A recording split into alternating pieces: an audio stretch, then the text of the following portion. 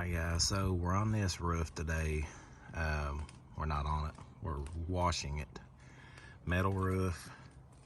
You hear me tell you that I don't use surfactant in my mix for roofs. And we'll let some air blow out and I'll show you that I don't. Is it gonna run off? Yeah, it's gonna run off. But you spray it, you just don't kill it. It's metal, it's gonna run.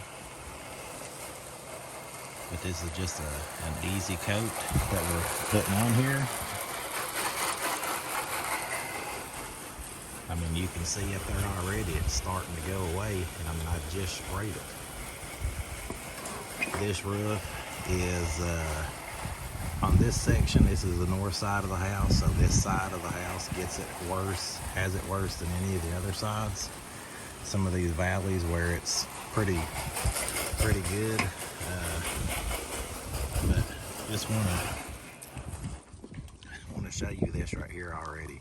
Look at that. I mean, what have I been spraying? 20 seconds now, something like that. And you can see that this is what we have. And that right there is already clean that quick. You want to see some runoff? Yeah, I have runoff. But that down there is already clean. All that's going to need is a good rinse with the water hose. This roof's going to be looking new again. Now, I wouldn't recommend getting up there with boots on. But this side of the roof is the north side, so it's pretty bad. The other half we're just going to downstream. So, yeah, if you just want to see what the runoff looks like without any surfactant, I mean, it's very minimal, and that's what you want.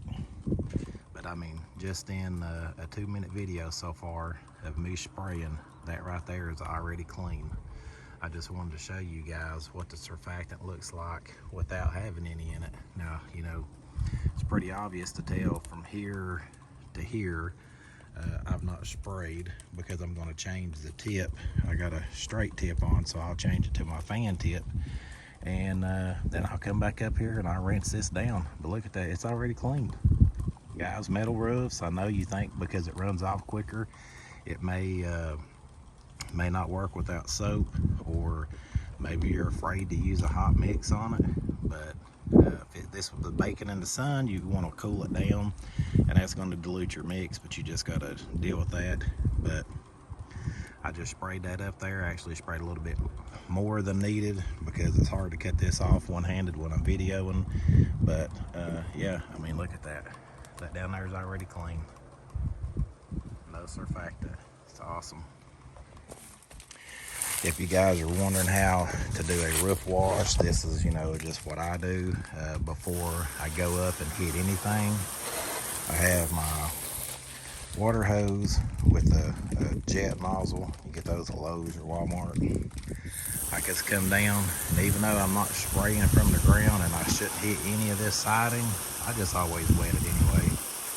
But I always go up, make sure I get all these gutters, wet them down good. And then sometimes if you're spraying, you're going to be spraying that peak right there.